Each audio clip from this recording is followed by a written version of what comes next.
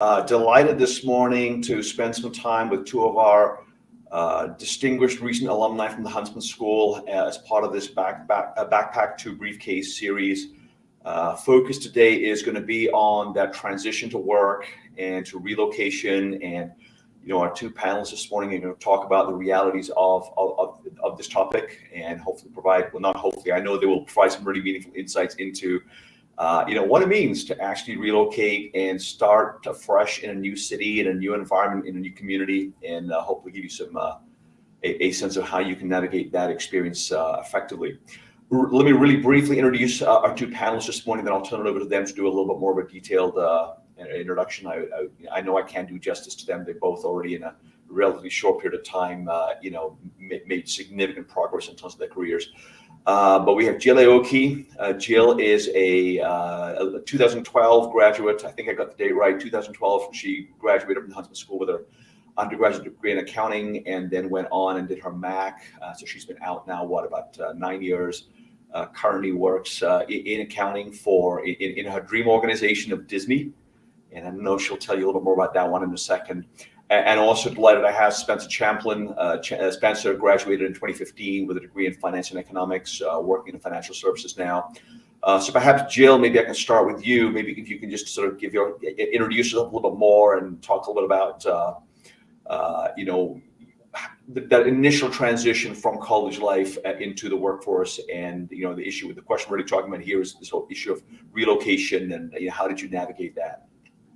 Yeah. So while I was going to school, I actually did a couple internships. So one was with Disney in California. So I did relocate for an internship for that.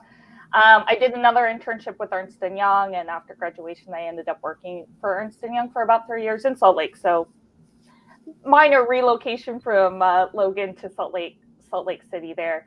And then I did move full-time over to Disney about 6 years ago. So kind of two relocations there.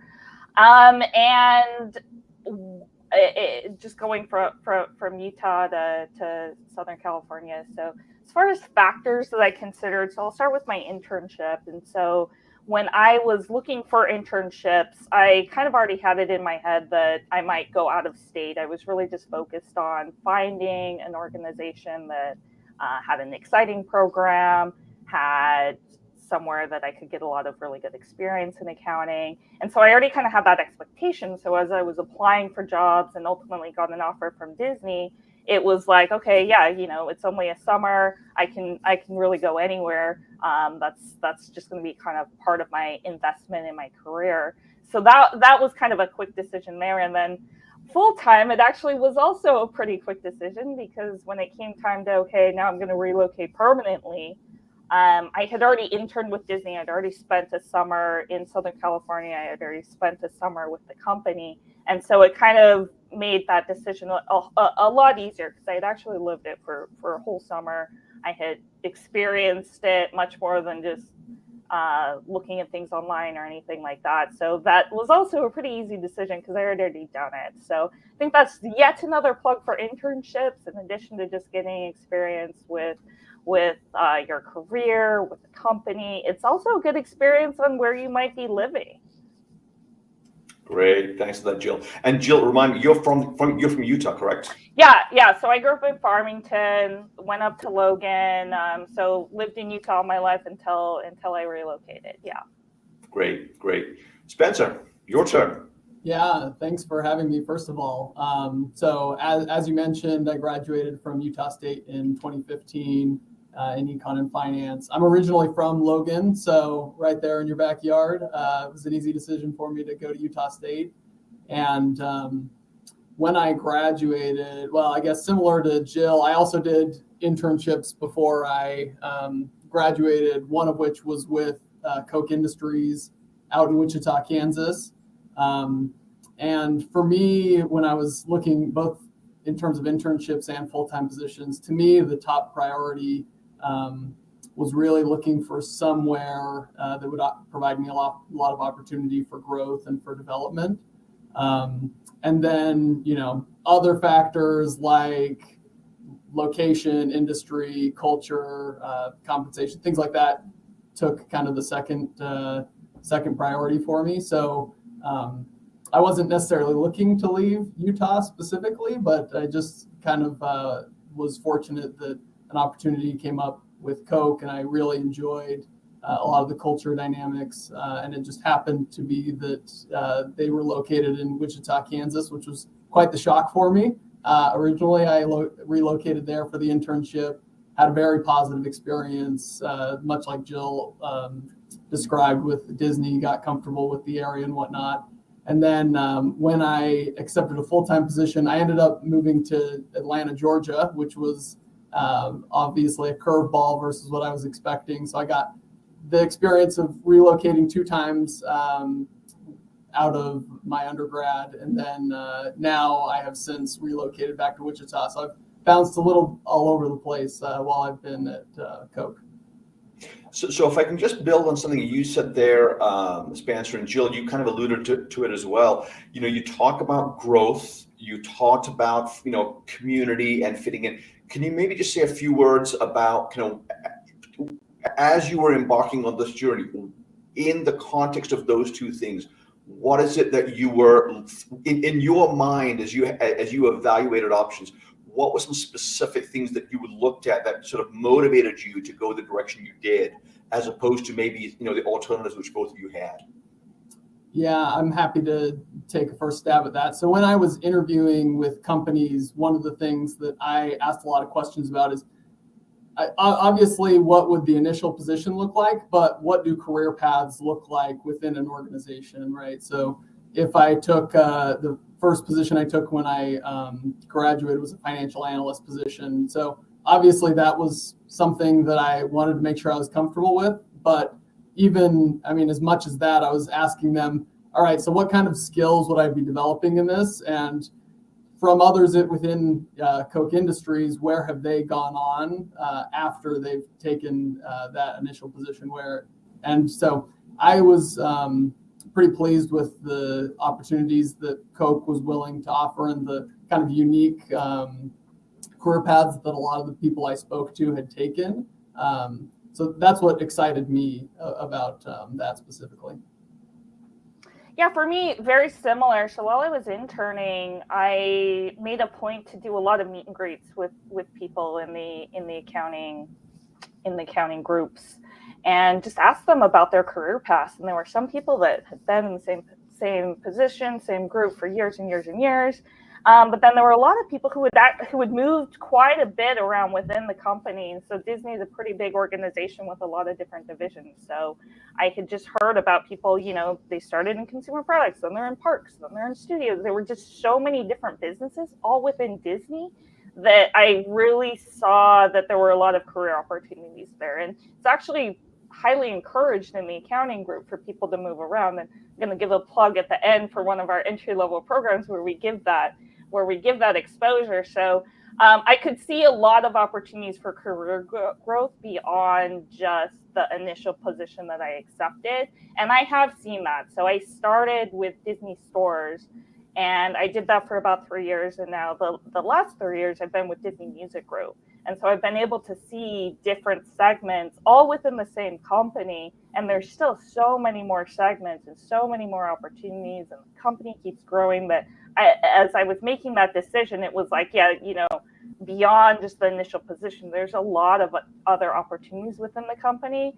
So it further solidifies that decision to permanently move out. Great. So both of you have spoken about the importance of internships, and particularly in your case, Spencer, you alluded to the fact that you did an internship in Wichita, you landed in Wichita afterwards. What are your thoughts, both of you, more generally about visiting a city, visiting a location before you actually relocate there? How did you leverage the fact that you've been there? How did you leverage it? Had you not done that, what would you recommend to students in terms of scouting out a location as part of your decision-making process? Yeah, if somebody asked me if it's important to visit an area before you accept an offer, I'd give an emphatic yes, because obviously work is a very important element of life, but it's not the only element of life, right? And however many hours outside of work, you're actually establishing your life wherever it is that you're living. So For me, it was very important. And I was fortunate that when I interviewed, that was on site. I don't know. I think some of that, unfortunately, has changed a little bit, and we could talk about those dynamics as well. But I was able to come out on site when I interviewed. And I specifically asked when I came out to spend more time than just what I'd be spending in the in the interview process, so that I could go and explore the city a little bit, to get a feel for what my everyday life would look like. Especially coming from Utah to Wichita. Maybe it was a little different for you, Jill, when you went to LA, because you were probably somewhat familiar with the concept of what's in LA. But for me, going to Wichita, I had literally no idea. So when I got here, I wanted to meet as many people, experience the city as much as I could, even if it was just in a 24 or 48 hour time span. Yeah, definitely echo a lot of that. So even though, yes, I had been to California quite a bit, mostly for like vacation purposes and that kind of thing. So like I was somewhat familiar, but I think it's different going with the context of I'm going to live there. And so, just like Spencer said, what's around there? Where are the restaurants? For me, it was important, where's the closest Target? Is it close enough that I can get to it without a long commute? And then especially for somewhere like LA where traffic is crazy. One thing that someone told me that I think was really great advice was test the commute. So as I was looking at different apartments, I tested the commute. So, okay, if I'm going to live in this city and I need to get to my office at 9 a.m., like how early do I need to go? Is it start, stop? Is this commute going to drive me crazy? And so I think that was really important for a city like LA, just to make sure that I was comfortable with that commute as well. In addition to just, like Spencer said, seeing the area, actually seeing it for yourself. I think that is very important.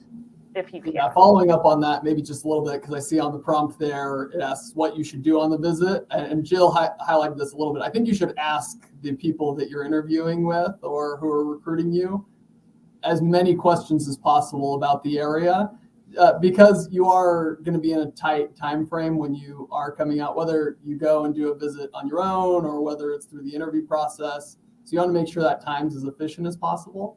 And there's not necessarily a right answer, right? I mean, Jill highlighted maybe you want to test out the commute.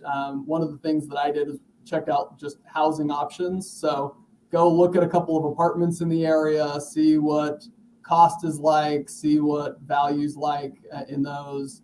But I think any time you spend exploring is going to be well worth your while. I laughed. We had some people interviewing this past fall for some internships here at Koch with us. And one of the intern candidates went to a local dessert place downtown. And she ended up spending 2 hours there because she came across some other college age type students and just decided she was going to plant herself there and talk to them for their whole shift on what is it like living in this area. You guys are from here. What do you guys like to do? Where would I want to live versus not if I did relocate here? And she got perspective even beyond what, someone who is just living here working for Koch Industries would experience. So you mentioned an important point there, Spencer, about asking a lot of questions. And obviously, everyone's going to give you an opinion. Did either of you have any strategies for who you should ask? Because obviously, do you ask people who look like you? Do you ask people who are similar in age, similar in terms of years out, similar demographic? Were there some strategies that you use or that you think can be helpful in terms of trying to home in on input that might be a little bit more targeted to your own individual circumstance?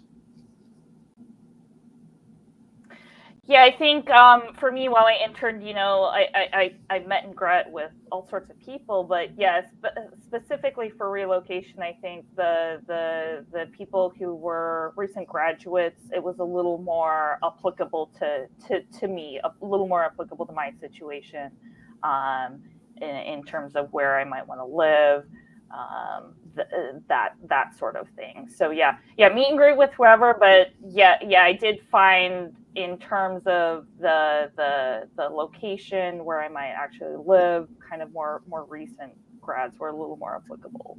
Yeah, and I think 100% echo that. And I think if you could find people with similar backgrounds to yourself, so if you could look up USU alumni who have moved there, whether it's for the company or just to the area, to get the exact experience of what is it like moving from Utah and Logan to this specific area, because as you might expect, even if you're talking to the college graduates, like if they're from LA, then maybe to them the commute isn't going to be something that they should bring up to you. But if you're talking to someone who has a very similar background to yourself, they're probably going to highlight things that maybe you wouldn't come across otherwise. Excellent. So let's switch gear just a little bit here. So obviously, as a college student, you're here, you're surrounded by your peers. You've got, athletic events, you've got all these social events. You have a social community. You move to a new city. You're now a working professional as opposed to student. It's a new place. How do you manage that transition from the perspective of building a social network, trying to fit in, not just in a new location, but when you're at a different stage of life, and you're not surrounded by people the way you are on a college campus?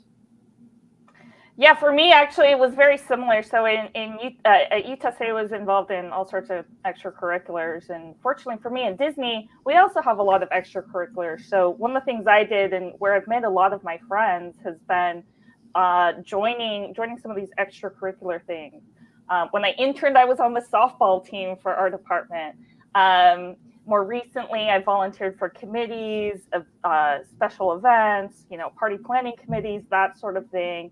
And so that's where I've met a lot of my friends. It's been an opportunity to talk with, socialize, meet with people that I wouldn't otherwise meet with just in my day-to-day job. And so that's been really important for me, in addition to just, obviously career benefits as well of getting involved in other things. But I've developed a lot of friendships there as well. So if those are available, definitely recommend that, especially for someone that's new to the area. Yeah, I'd echo that as well. I think any professional networks that exist within a company or within an area are one recommendation I'd have. And then obviously you have to go into a relocation with the mindset of you're going to have to step out of your comfort zone a lot, and you just have to embrace that. So, when I moved to Atlanta, I was completely cold turkey, even from the network that I had developed in Wichita, right? So being willing to go step outside of myself, similar to what Jill said, schedule one-on-ones with people. Anything you can do to leverage other people's networks is going to make a big difference. And maybe it means you need to try some new hobbies. There was like a big fantasy football pool when in the first office that I joined, and I didn't really even watch NFL at all, but I just jumped in and I started doing that, and I got to know a lot of people. Or there's a bunch of professional networks that helped me to grow my social network as well. So just you have to push yourself out of your comfort zone, I think, is the only other thing I'd add. So I can't miss the opportunity to use this line with Spencer but when you went to Atlanta, you must have been thinking to yourself, this ain't Kansas anymore, right? No. Yeah, it wasn't Kansas anymore. So, for some folks are obviously a little bit more comfortable stepping out of their comfort zone. Some people are more extroverted. Some people are naturally outgoing, and this probably would not be too much of a challenge for them. Any thoughts for people who might be a little bit more introverted, who are just naturally less inclined to, get out of their comfort zone when they're in this situation? Yeah, I can jump in because I would put myself in that category of more introverted versus extroverted. And I think going back to the thing I said, I think leveraging other people's networks is the fastest and best way to grow yours when you're someone like that, right? Because I don't have the personality that I'm going to go just put myself out there with everyone. But if I can find, one friend, two friends, then, that gives you a starting point. So and usually college grads are fortunate that you're probably not the only other college grad, right? Or there's going to be other people who have joined the company in the recent past. So maybe start with those people who just can at least empathize with where you're at, and then from there, you've got somewhere to start, and they have friends, and you can start to grow your network from there. Yeah, one of the things my team does is we assign a peer buddy. So whether that's they're new to the area or just new to the team, we assign a peer buddy. So we try and find someone that had joined the company and the team recently, and we match them up and say, check in once a week for the first few weeks that this person is there. And then kind of to Spencer's point, that can be a person that you kind of start with them and network out. So if your company doesn't already formally do that, I think it's definitely worth asking your leader, like, hey, is there someone that maybe joined recently that you could help me get in touch with, and just kind of start with that. Yeah, I think that's a good point.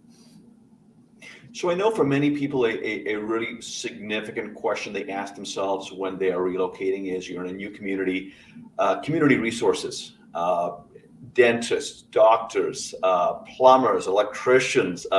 What are some thoughts you have on how to go about finding good insights on those things? What worked for you, and how effective was that? Were there some strategies you wish you'd adopted differently? I probably don't have too profound of answers on this one. I'll give my 2 cents though. I think first of all, tried and true referrals from the people around you.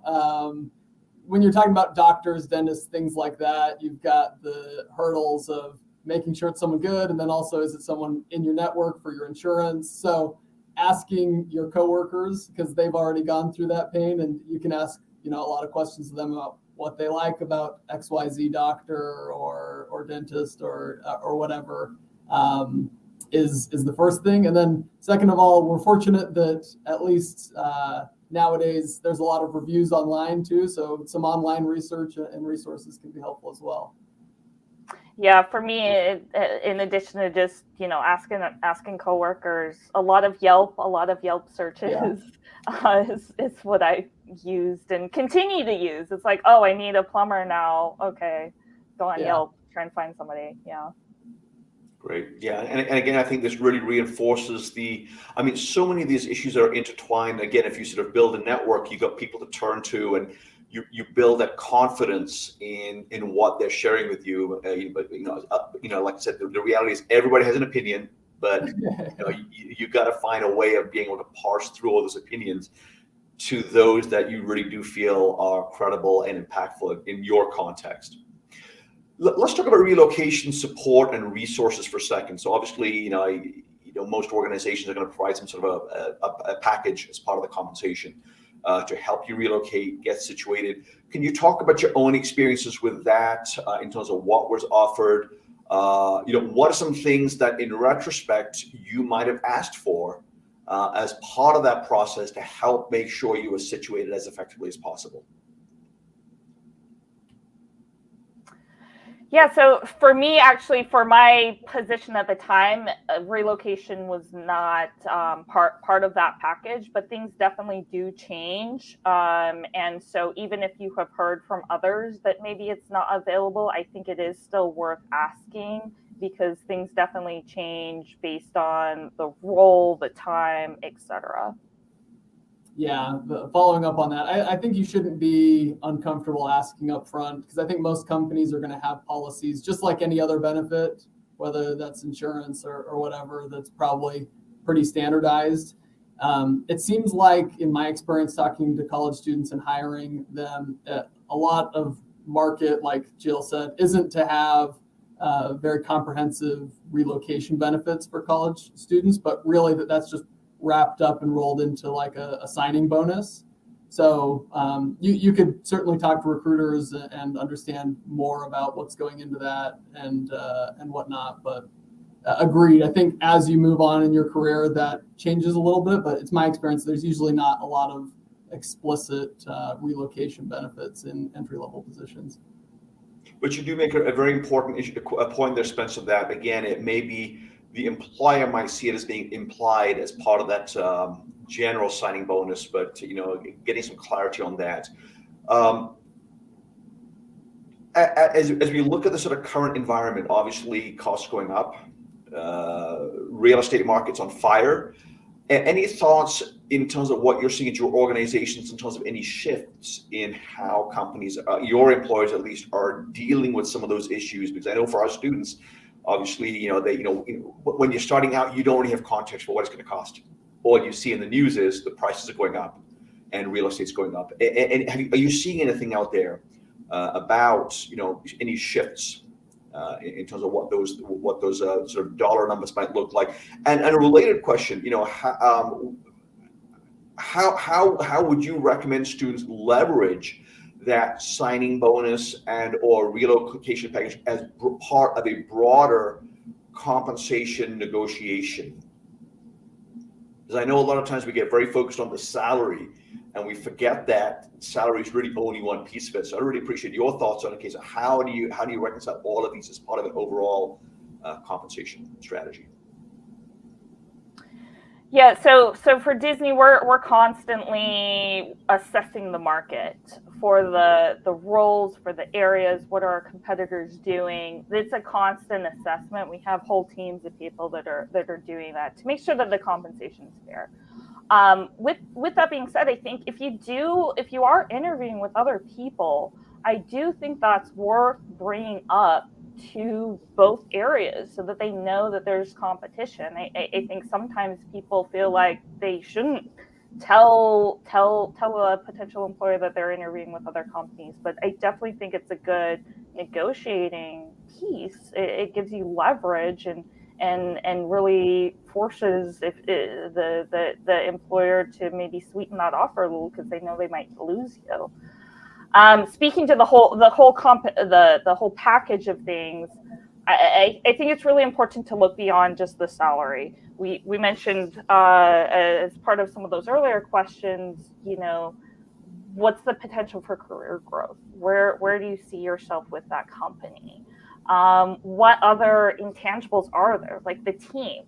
For me, the team that I'm working with is a really important factor. And so definitely look beyond just the salary and think about all other factors that are going into that role, much more than just that one number. Yeah. And I really appreciate you saying that, because I know obviously as when you're coming out of school as a poor college student, never earned more than 17, when the current climate maybe $17 an hour, seeing lots of zeros looks great, sounds great, but it's not all of it. So I really appreciate you bringing that point up there, Jill.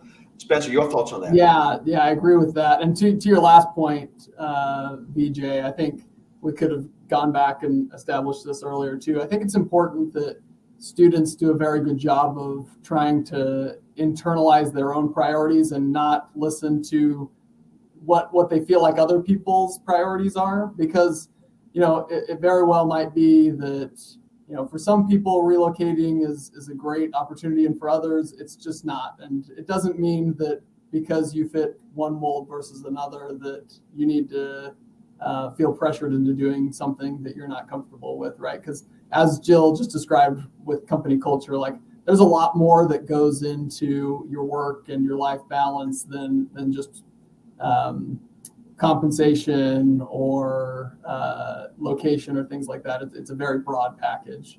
So I'd add that. Similarly to what Jill was just describing, it's a very quickly evolving market, as we're all aware. So Koch, as well as Disney, are trying to do their best to keep abreast of what market is, but market is constantly evolving. So as Jill was describing, I think the more that you're collecting data points from your colleagues, from you talking to other companies, that only helps you from a negotiating position. And as long as you're being pretty grounded in solid data points and being principled in negotiations, I think that I'd be surprised if any organization, at least that I'd want to work for, would have a problem with you using grounded, principled data points to try and negotiate, whether that's salary or relocation benefits or anything else. I really appreciate your use of the expression principled there, because I think you're right. There's so much of this goes back to our core principles, our value systems, and because you're building your career, you're not building somebody else's career. And I know in my conversations with students, when you try to do something, there's always going to be a certain amount of pressure to do this, but when you make choices, to please others at your individual expense. It might be a short-term enabling strategy, but it's certainly not going to be a long-term career growth, give you the kind of fulfillment that you are looking for, particularly starting out when you don't really have that perspective of a 30 or 40-year career. You just have the here and the now. So I really appreciate both of you getting to that point of principles, values, sort of inside of you, what are your priorities? Let me ask you this question. So, you've now both moved multiple times. What do you, in retrospect, what have you learned about that moving process to different environments, and not just from a geographic standpoint, but also from an organizational culture standpoint? What do you wish you had known when you were just getting ready to leave the Huntsman School and embark on this journey about this entire process? Well, I can start. I think one thing that I did do that I see other people not necessarily doing is making sure that you have time to settle in. Too often I see people try and move in a weekend and then start their new job. Whenever I've moved, I've always tried to have at least a week to settle in, unpack everything, not be in a rush, figure out where those stores and amenities are, take care of just a lot of admin stuff like going to the DMV, getting a new driver's license, filling out change of address forms, all of that. To me, that was really important, to just block off time to make sure that you can take care of that, get it done with before you start your new job, because that kind of leads to a whole nother area of new things that are happening. Just get that admin stuff out of the way. I think is super important. I imagine also for you, Jill, making sure you've memorized the target layouts probably up there as well. Yes, exactly. Yeah. One other thing that I've found pretty beneficial as I've moved to areas that I wasn't familiar with is trying to keep optionality open as much as possible. And I could give some good examples and bad examples of where I've done that. But I think what I've learned most and what I like most now is if I'm moving to a new area, I'll try to find a housing option that's pretty short term. Maybe it's a 3-month lease, 6-month lease, something that's going to give me enough time that I can settle into an area and get to know it, understand, what's the commute going to look like if I'm here versus there, or what types of people, age group wise and whatnot, where are they living? Where are my friends living? That when you're starting off cold turkey, you don't really know, and you're just choosing a spot, and maybe you're going to be lucky, maybe you're not. But if you're giving yourself optionality, that you're not locked into a lease or a mortgage or something like that, that's going to tie you down for a long time, it can help you to optimize on that decision making in a short time period, is one thing that I'd add. Excellent advice. And maybe a second thing I'd add to that too, where I've maybe done poor things. When you're doing that, make sure that you're trying to set yourself up for success as well. Because I think where I've done poorly in the past, the first time I moved, I did that pretty well, the 3-month thing, but I also tried to get pretty cheap on where I was going to live. And then, it turned out to be a pretty bad circumstance where I wasn't setting myself up for success, because I was on a side of town that nobody else lived in, and it was hard to get integrated, and it was far from everybody, and I wasn't really getting to know the target layouts of everywhere because they were so far away. So maybe it might cost a little bit more, it might be a little more uncomfortable, but being very value-based in where you're putting yourself, so that you're setting yourself up for success, is one added thing I'd put in there. And I think that's great, because again, I think what you're coming back to is this notion that it's very, very easy to be overly focused on the financial side of things and not really focused on things that will, not just from a professional growth standpoint, but will potentially add to the quality of life, the quality of experience of being in that location. So I'm glad you brought that point up there, Spencer. So, I would encourage folks who are watching live to go ahead and send questions in. We do have some time to address questions. While we're waiting for that, I'm going to throw one last question out at both of you, Jill and Spencer, and that is, as beyond the scope of what we've discussed today, I mean, now you've both been out, a number of years. You've kind of been through some transitions professionally. Any other thoughts that you have about, for our students about how to build that career path that is going to sort of lead them to the kind of outcomes that they may be seeking? Yeah, I can jump in there. So as I described when I was going through the initial evaluation process, it was important to me to be thinking ahead in terms of what's next.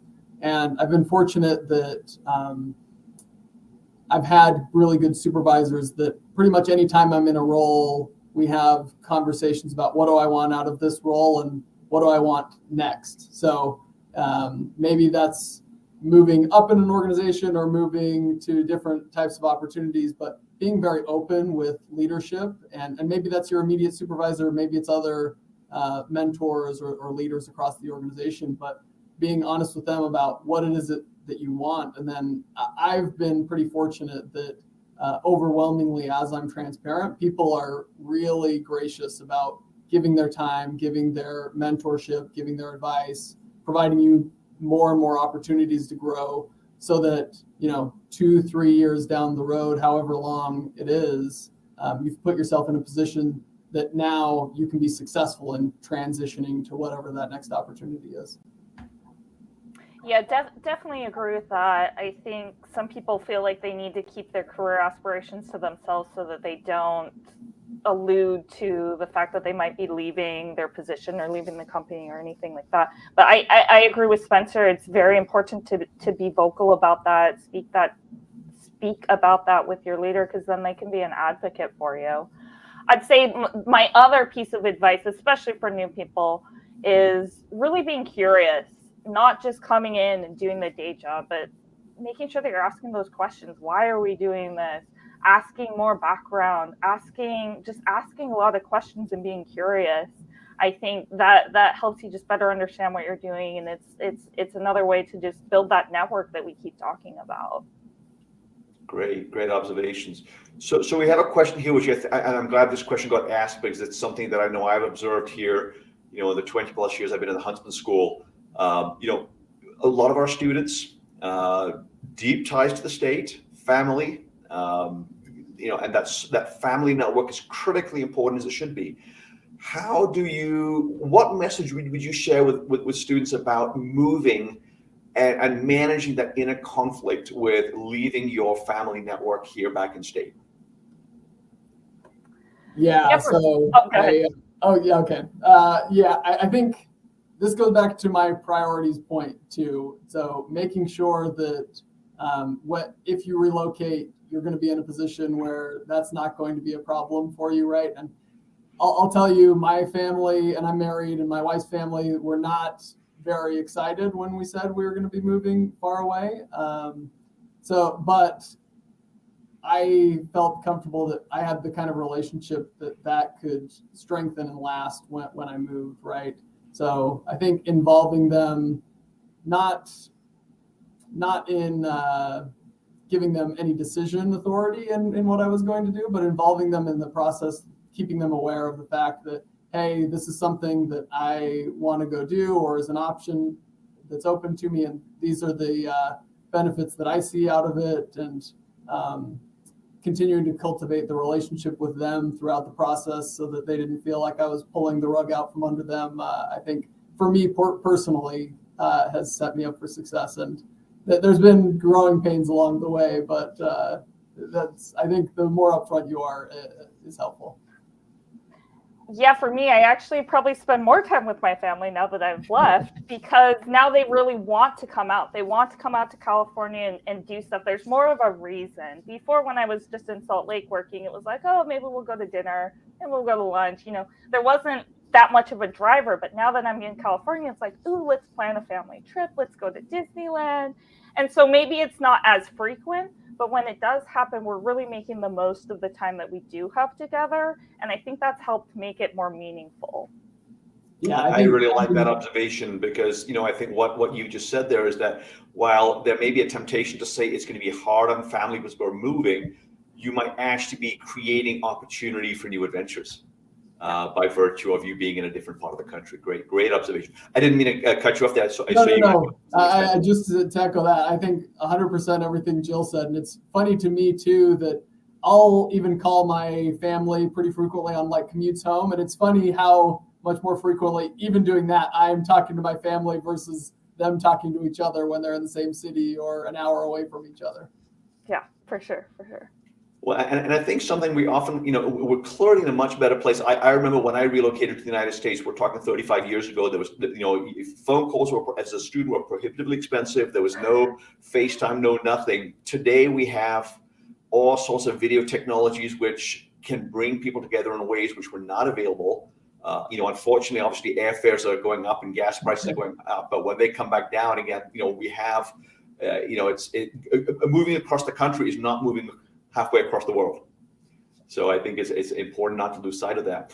One other piece of something I would also share is that, again, I think, it's important for students to understand, and actually maybe I would be interested in your perspectives on this, that there's not just family, there's not just friends, but obviously one of the artifacts of Utah life, extremely strong church communities. And, when you move out of state, you still have access to that. I would be curious if you have any perspectives on how maybe you've leveraged spiritual communities as a way of getting settled into a community and feeling as if you are amongst like-minded people, even though you might be away from, the sort of place where you have roots.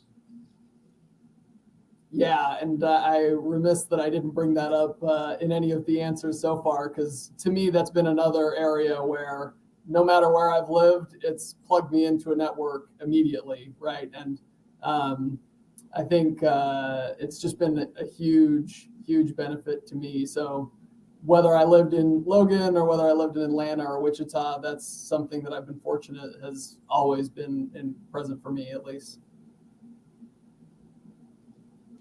Well, I'm not seeing any more questions coming through, so this is probably a good time to sort of to stop. Again, Jill, Spencer, just delighted to have you on the panel this morning. Always great to see you both.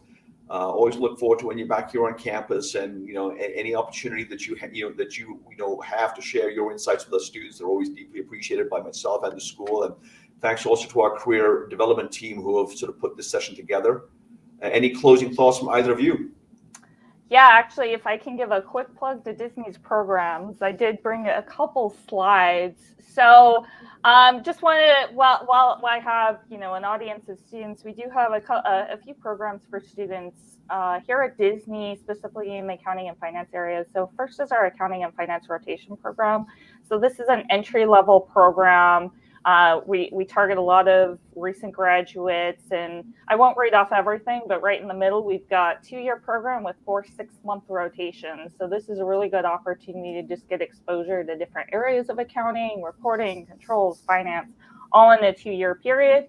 And like it says, there's other opportunities for mentorship, learning, networking, which we've talked about, developing that community. So if you're interested, you can learn more at disneyafrp.com, as well as apply at disneycareers.com, and I've listed some posting time frames there. And then if we can go to the next slide, internships. We also talked about internships, importance of internships, and so Disney has those as well.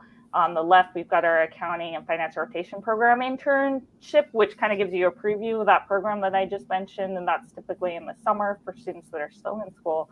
And then over to the right is our professional internship program. So we've got openings all the time, locations all over the place, different functional areas that are listed there. So same thing, learn more at disneyafrp.com or disneycareers.com.